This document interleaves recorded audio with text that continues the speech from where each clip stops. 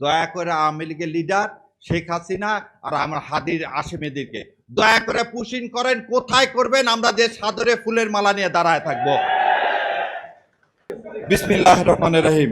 আসসালাতু ওয়াসসালামু আলা রাসূলিল্লাহ হাবিবাল্লাহ। আসসালামু আলাইকুম ওয়া রাহমাতুল্লাহি ওয়া বারাকাতুহু। সম্মানিত আমিরে জামাত, সম্মানিত বিরোধী দলীয় নেতা, মঞ্চে উপবিষ্ট আমার প্রাণপ্রিয় 11 দলীয় জোটের নেতৃবৃন্দ, সময় সংক্ষিপ্ত, একদম পরিষ্কার কথা। এখানে আজকে দুইটা জিনিস বলছেন, জুলাই গণহত্যা ও মানবতা বিরোধী অপরাধ।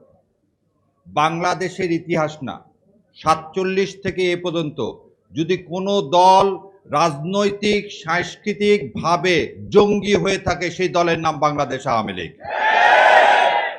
কেন বললাম? 57 সালে পার্লামেন্টে চেয়ার ছুড়ে দিয়ে শাহেদ আলী ডেপুটি স্পিকারকে যখন হত্যা করলো শেখ মুজিব, সেদিন যদি শেখ মুজিবের ফাঁসি দেওয়া হতো তাহলে আজকে এই নির্মম পরিণতি এই জাতির হতো না। 2004 সালে ইন্টারকন্টিনেন্টালের সামনে বিআরটিসি বাসে গান পাউডার দিয়ে নানক এবং মির্জা আজম গান পাউডার দিয়ে 22 জন লোককে হত্যা করলো। সেদিন যদি আওয়ামী লীগকে বিচার করে এই জঙ্গি সংগঠন হিসাবে এদের বিচার করা হতো, তাহলে আমার সন্তানেরা, এই যে যাদের বাবারা এখানে এসে যে অধরে পানি ফেলাচ্ছে, এটা হতো না। আজকে কথায় কথায় যে আমার ভাই বললো টকশোতে আসলে হঠাৎ শুনবেন একটা নতুন বয়ান। আরে 24-এ কয়জন মারা গেছে, আপনারা দ্বিতীয় স্বাধীনতা বলেন। ওনারা কখনো 24-এর সাথে এই বিচারের সাথে আপনাকে কিছু জিনিস অ্যাড করতে হবে। কি কি অ্যাড করতে হবে? 2009 সালে সেনাবাহিনীকে হত্যা, এই 57 জন অফিসার দিয়ে আমার পুরা সেনাবাহিনীকে হত্যা করা হয়েছে এবং এস্টাবলিশ করতে চাওয়া হয়েছে বাংলাদেশ আর ভারত এক, অতএব বর্ডার গার্ড দরকার নাই। আমরা স্বাধীন সার্বভৌম দেশ।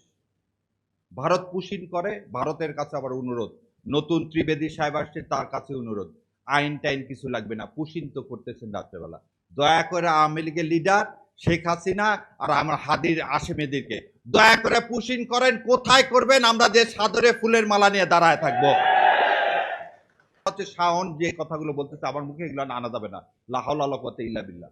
এটা যদি গণতন্ত্র হয় তাহলে একটা দেশের প্রধানমন্ত্রী আসছে, আমার কয়েকটা ছেলে পেলে দাঁড়াইছে তার বিরোধিতা করতে, আপনি পাখির মতো গুলি করে মেরে ফেলে দিবেন? তাহলে এই সংগঠন জঙ্গি না? 71 সালের জানুয়ারি ফেব্রুয়ারি মাসে চট্টগ্রাম, ঈশ্বরদী, সিরাজগঞ্জ, সান্তাহার, এই সমস্ত জায়গায় বিহারি মারছেন 1,20,000। 1,20,000 বিহারিকে আপনি হত্যা করলেন সেদিন। স্বাধীনতা যুদ্ধ শুরু হয়েছে তো 25শে মার্চ। আপনি জানুয়ারি ফেব্রুয়ারি মাসে একটা স্বাধীন দেশে কি পাকিস্তান আর্মি হত্যা করছে বিহারিদেরকে? তাহলে মুজিববাদী যখন এদেশে স্বাধীনতা সংগ্রাম শুরু হয়নি তখন হত্যা করলেন, তাহলে সেই দল জঙ্গি না? তাহলে আগুন সন্ত্রাস করলেন আপনি, লোক হত্যা করলেন আপনি, জঙ্গি হলেন আপনি, আর 13 সালে তকমা দিয়ে দিলেন বিএনপি আর জামাতকে জঙ্গি বলে। এটার মানে হচ্ছে মিথ্যাচার। আর আওয়ামী লীগ মানে হচ্ছে মিথ্যা। আওয়ামী লীগ মানে মিথ্যা। তো স্বাধীনতা যে নিয়ে যে মিথ্যা করছে, আজকেও তারা সেই মিথ্যাটাই চালা যায়। এবার দ্বিতীয় কথা, বিএনপির এই জুলাই সনদ বাস্তবায়ন ছাড়া কোনো উপায় আছে কিনা? আমার মতে নাই। শোনেন, বিএনপি একটা কথা বলতে, বিএনপি কোনদিন চাইলেও আওয়ামী লীগ হতে পারবে না। বিএনপি চাইলেও আওয়ামী লীগ হতে পারবে। তত্ত্বাবধায়ক সরকারের দাবি আমরা করছিলাম, এক রাতের মধ্যে মেনে নিতে বাধ্য হয়নি। আমার বিশ্বাস বিএনপি মেনে নিবে।